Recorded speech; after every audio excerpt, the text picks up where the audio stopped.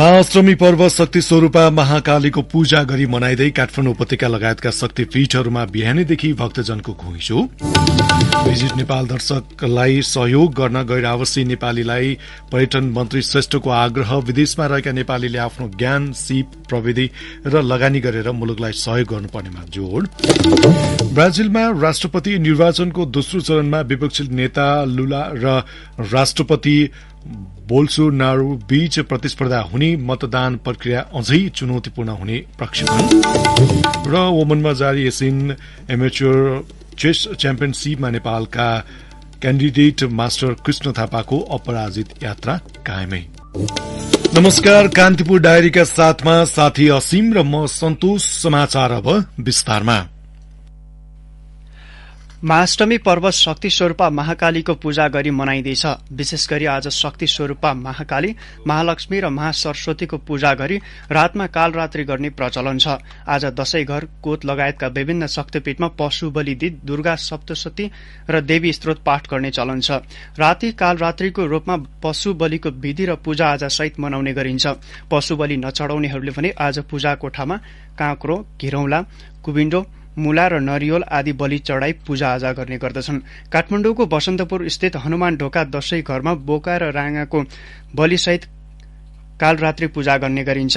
काठमाडौँ उपत्यका भित्रको शक्तिपीठहरू भद्रकाली, नक्साल भगवती, शोभा भगवती, इन्द्रायणी, रक्तकाली, वज्रयोगिनी, संकटा वज्राबाराई, दक्षिणकाली लगायत मन्दिरहरूमा बिहानैदेखि दर्शनार्थीको घुइँचो लागेको छ। यसैगरी उपत्यका बाहिर गोर्खाको मनोकामना, सप्तरीको छिन्नमस्ता भगवती, काभ्रेपलाञ्चोकको चण्डेश्वरी नाला भगवती र पलाञ्चोक भगवती, दोलखाको कालिन्चोक भगवती लगायत शक्तिपीठहरूमा बलिसहित पूजा आराधना गर्ने भक्तजनहरूको बाक्लो उपस्थिति रहने गरेको छ। यसै सन्दर्भमा महाअष्टमीको महत्वको बारेमा संस्कृतिविद भवानी खतिवड़ासँग कुराकानी गरेका छौं।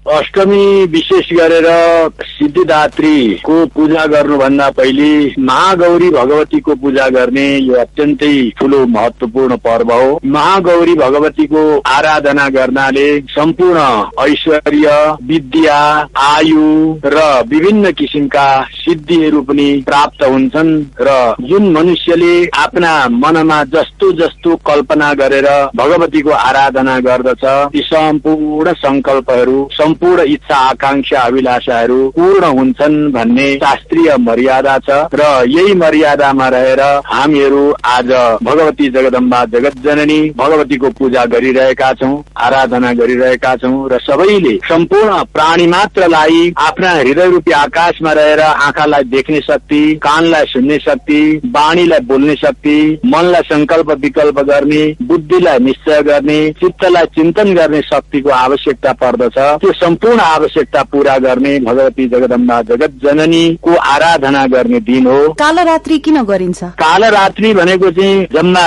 रात्रि भनेका चारवटा, विशेष गरेर कालरात्रि, महारात्रि, मोहरात्रि, सदारुणा भनेर यस्ता कालरात्रि, महारात्रि, मोहरात्रि र यी रात्रिहरूको चर्चा गरेको छ। र यहाँ सही रूपमा भन्ने हो भने रात्रि शब्दका अर्थ हुन्छन्। रात्रि शब्दको अँध्यारो भन्ने पनि हामी अर्थ गर्छौं मूल रूपमा, स्थूल रूपमा अर्थ गर्दा। तर रात्रि शब्दको अर्थ हो के त भन्दा रात्रम च ज्ञान वचनम, ज्ञान प्राप्तिका निमित्त हो। ज्ञान किन भन्दा विशेष गरेर आध्यात्मिक दृष्टिले हेर्दा, आध्यात्मिक दृष्टिले विचार गर्दाखेरि यो सम्पूर्ण चराचर जगत अहिले अन्धकार रूपी, अज्ञान रूपी अन्धकारमा रुमल्ली रहेको अवस्था छ र यो अन्धकार रूपी अज्ञानबाट पार गर्नका निमित्त अज्ञान रूपी अन्धकारको बीचमा प्रकृष्ट प्रकाश प्रकट गर्न, सामर्थ्य प्रकट गर्ने शक्ति प्राप्त हुने हुनाले आजलाई सम्पूर्ण काललाई पनि जितेर वास्तवमा आफू काल भन्दा पनि माथि पुग्ने शक्ति आर्जन गर्ने हो दिन हुनाले, त्यो ज्ञान प्राप्त गर्ने दिन भएको हुनाले यसलाई आध्यात्मिक दृष्टिले विशेष गरेर कालरात्रि भनेको हो। बलि भनेको पशुत्वको बलि भन्छन्, तर यहाँ त पशुकै बलि दिन्छ। हाम्रो शास्त्रले के भन्छ? अब यो विशेष गरेर हेर्नुहोस्, यो बलि शब्दको अर्थ चाहिँ उपहार हो। हेर्नुहोस्, सही रूपमा बलि शब्दको अर्थ उपहार हो, बलि शब्दको अर्थ समर्पण हो, बलि शब्दको अर्थ वस्तुतः यो पूजा विशेष पनि अर्थ लाग्छ। तर सामान्यतया अब यो बलि शब्दको अर्थ चाहिँ चाहिँ पशु बलि गर्नै पर्छ भन्ने सम्झिएर अब वस्तुतः पञ्चबलि गर्ने पनि परम्परा चलिरहेको छ। यो अहंकार रूपी पशुलाई, अविद्या रूपी पशुलाई, अज्ञान रूपी पशुलाई बलि दिने चाहिँ वास्तविक दिन हो। तर स्थूल रूपमा यसरी पञ्चबलि दिने भनेर पशुको पनि बलि दिने परम्परा छ। तर यो पशु बलि भनेको चाहिँ विशेष गरेर तीनटा गुण छन्, सत्वगुण, रजोगुण, तमोगुण। विशेष गरेर तमोगुण प्रधान यो उपासना हो। सत्वगुण प्रधान उपासना गर्दाखेरि चाहिँ विशेष गरेर अज्ञान रूपी पशु, अहंकार रूपी पशु, काम, क्रोध, लोभ, मोह, मद, मात्सर्य आदि गरेका यी 6 शत्रु रूपी पशुलाई चाहिँ बलि दिनु चाहिँ शास्त्र सम्मत र शास्त्रको निष्कर्ष निस्कन्छ।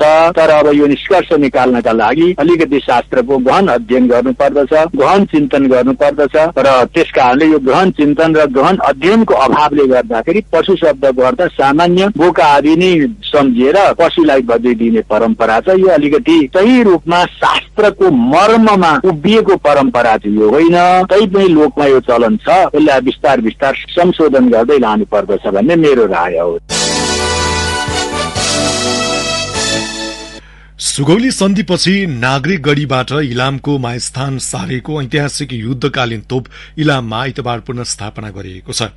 सुगौली सन्धिपछि दार्जीलिङको नागरिक भन्ने स्थानबाट करफोक हुँदै तोप इलाम ल्याइएको थियो। द्वन्द्वकालमा इलामबाट निशान र तोप अन्यत्रै लगिएपछि इलामीहरूले फिर्ताको माग गर्दै आएका थिए। इलाम सहकर्मी विप्लव भट्टराईको एक रिपोर्ट।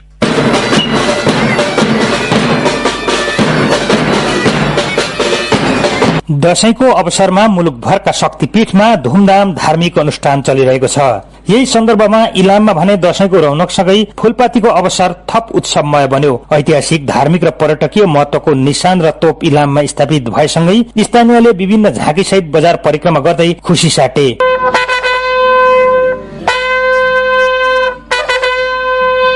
यो पटक 2वटा युद्धकालीन तोप ल्याएर माइस्थान मन्दिर परिसरमा राखिएको हो। 185 वर्ष अघिको निशान र तोपको ऐतिहासिक महत्व छ। इतिहासको रूपमा रहेको निशान र तोपको पुनर्स्थापनाले इलामको पर्यटन प्रबन्धनमा समेत सहयोग पुग्ने अपेक्षा गरिएको छ। एकीकरणका क्रममा नेपालको पूर्वी सीमाको इतिहास जान्न चाहनेहरूका लागि यो गतिलो अवसर बनेको खोजकर्ता युद्ध वैद्य बताउनुहुन्छ। पूर्वमा टिस्टा नदीसम्म नेपालको सिमाना पुगेको गर्भिलो इतिहास निशान र तोपले उजागर गर्ने वैद्यको भनाइ छ। यसले चाहिँ नेपालको इतिहासमा पूर्वको यो जुन प्रयास हो र यो इलामलाई चाहिँ त्यो इतिहासलाई जीवित बनाउन आजको उसले चाहिँ बडो महत्वपूर्ण गर्छ। यसलाई चाहिँ हामीले अब विभिन्न क्षेत्रमा पुञ्जीकृत गर्नु पर्यो। यो यसलाई चाहिँ हाम्रो विकासमा यसलाई यो उपलब्धिलाई हामीले उपयोग गर्न जाने भन्ने चाहिँ यो साह्रै ठुलो उपलब्धि छ। 17औं शताब्दीमा कन्काई माई पूर्वको भाग सिक्किमले हडपेको अवस्थामा पृथ्वीनारायण शाहले टिस्टासम्मको भूभाग फिर्ता ल्याएर एकीकरण अभियान चलाएको इतिहास छ। यही समयमा प्रयोग भएको निशान र तोप इलाममा स्थापित भएको हो। 2059 वैशाख 26 गते निशान र तोप अन्यत्र लगिएको थियो। 2074 असार 23 गते निशान फिर्ता भएको थियो। इलामवासीको चाहना र संस्कृति संरक्षणमा नेपाली सेनाको योजना अनुसार पुनर्स्थापना गरिएको इलाम स्थित रणव शार्दुल गणका प्रमुख सुनिल सुवेदीले बताउनुभयो। इतिहासको संरक्षण अनि प्रवर्धन गर्ने, त्यस्तै संस्कृति परम्परा जागरण गर्ने नेपाली सेनाको प्राथमिकताको विषय नै हो। त्यस्तै नागरिक सैनिक सम्बन्धलाई सुदृढ बनाउने पनि नेपाली सेनाको अर्को प्राथमिकताको विषय हो। इलामवासीहरूको चाहना छ, इच्छा प्रकट भएको थियो। हाम्रो निशान पुनर्स्थापना भयो, त्यो पनि पुनर्स्थापना गर्नु पर्यो भनेर। त्यस लगतै प्रधान सेनाको विषयबाट हामीलाई स्पष्ट निर्देशन भयो, यो तोप यहाँबाट लगेको तोप कहाँ छ, पत्ता लगाएर खोजेर ल्याएर पुनर्स्थापना दिनलाई स्पष्ट निर्देशन भइसके पछाडि हामीले खोजी गऱ्यौँ। नेपाली सेनाभित्रै थियो विषय पनि त्यसलाई ल्याएर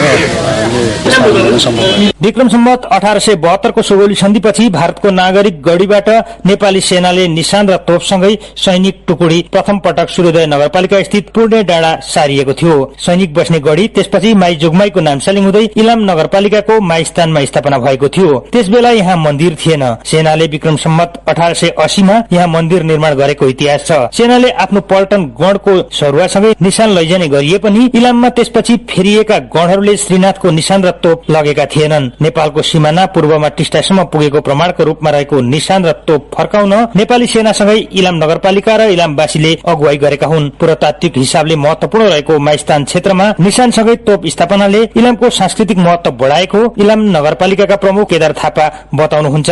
मुलुकको जिउँदो इतिहासको रूपमा रहेको निशान र तोपको पुनर्स्थापनाले इलामको पर्यटकीय सम्पदा थपिएको मात्र छैन, एकीकरण अभियानमा फैलिएको नेपाल सोहोली सन्धिका कारण कसरी खुम्चियो भन्ने सबुत प्रमाणको साक्षी पनि भएको छ। रेडियो कान्तिपुरका लागि विप्लव भट्टराई, इलाम। प्रतिनिधि सभा र प्रदेशसभा निर्वाचन सीट बाँडफाँडका विषयमा अन्तिम टुङ्गो लगाउन सत्तारूढ़ गठबन्धनको बैठक अहिले बसिरहेको छ। प्रधानमन्त्री निवास बालुवाटारमा जारी बैठकमा प्रतिनिधि सभा र प्रदेशसभा सीट बाँडफाँडलाई अन्तिम रूप दिँदै संयुक्त हस्ताक्षरको तयारी भएको एक नेताले बताए। दशैं लगतै प्रत्यक्षतर्फको मनोनयन दर्ताको तालिका रहेको गठबन्धनका शीर्ष नेताहरूलाई थप दबाव बढ़ेको छ।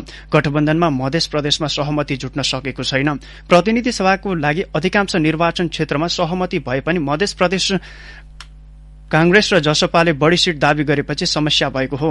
मध्य प्रदेशको 32 निर्वाचन क्षेत्र मध्ये जनता समाजवादी पार्टी जसपाले 22, कांग्रेसले 20, माओवादी केन्द्रले 10 र एकीकृत समाजवादीले 6 सीट दावी गरेका छन्। 32 सीट रहेको मध्य प्रदेशमा गठबन्धनको दावी अन्ठाउन पुगेपछि समस्या भएको हो।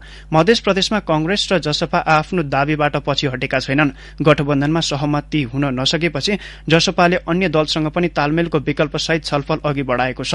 कार्यदलले सीट बाँडफाँडलाई अन्तिम रूप दिन नसकेपछि शीर्ष नेताहरूले पछिल्लो समय निरन्तर छलफलमा जुटेका हुन्।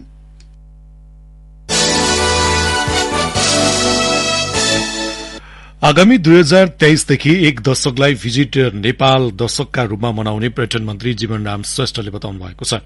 मुलुकको अर्थतन्त्रको मेरुदण्ड नै पर्यटन क्षेत्र रहेकाले यसको विकास सरकारले उच्च प्राथमिकतामा रहेको मन्त्री श्रेष्ठको भनाइ थियो।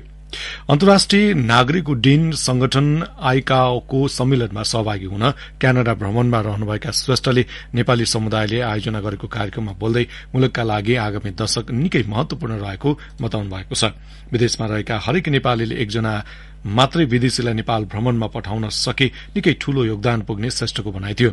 नेपालको सामाजिक आर्थिक क्षेत्रलाई विदेशमा रहेका नेपालीले आफ्नो ज्ञान, सिप, प्रविधि र लगानी गरेर सहयोग गर्नुपर्नेमा श्रेष्ठले जोड़ दिनुभएको क्यानाडाको राजधानी ओटावा स्थित नेपाली दूतावासले जनाएको छ। कान्तिपुर डायरीमा अब ब्रेकको पालो। अब अन्तर्राष्ट्रिय प्रसंग। ब्राजिलमा राष्ट्रपतीय निर्वाचनको दोस्रो चरणमा विपक्षी नेता लुइस इनाको लुला दा सिल्वा र राष्ट्रपति जोर बोल्सोनारो बीच प्रतिस्पर्धा हुने भएको छ। पहिलो चरणको निर्वाचनमा लुलाको पक्षमा 48% र बोल्सोनारोको पक्षमा 43% मतदान भएको नतिजा ब्राजिलको निर्वाचन आयोगले विवरण सार्वजनिक गरेको छ। लुलाले 50% मत ल्याउन नसकेपछि दोस्रो चरणमा निर्वाचन गर्नुपर्ने भएको हो। आगामी 4 सातापछि दोस्रो चरणमा राष्ट्रपतीय निर्वाचन हुनेछ। मतगणनाको अघिल्लो परिणाममा राष्ट्रपति जोर बोल्सोनारोले अग्रता कायम गरे पनि अन्तिमतर्फ विपक्षी नेता लुलाले अग्रता कायम गर्न सफल हुनुभएको हो। राजनैतिक ध्रुवीकरणको चरम अवस्थामा रहेको ब्राजिलमा दोस्रो चरणको मतदान प्रक्रिया झनै चुनौतीपूर्ण हुने प्रक्षेपण गरिएको छ। विपक्षी नेता दा सिल्वाले भने मतदानमा प्रयोग भएका मेसिनहरूमा छेडखानी भएको दावी गर्दै आउनु भएको छ।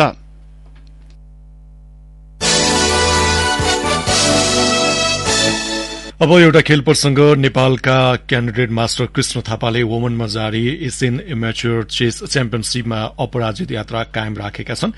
5 चरणको समाप्तिमा 4.5 अंक जोड्दै थापाले आफ्नो लय प्रदर्शन गरिरहेका छन्।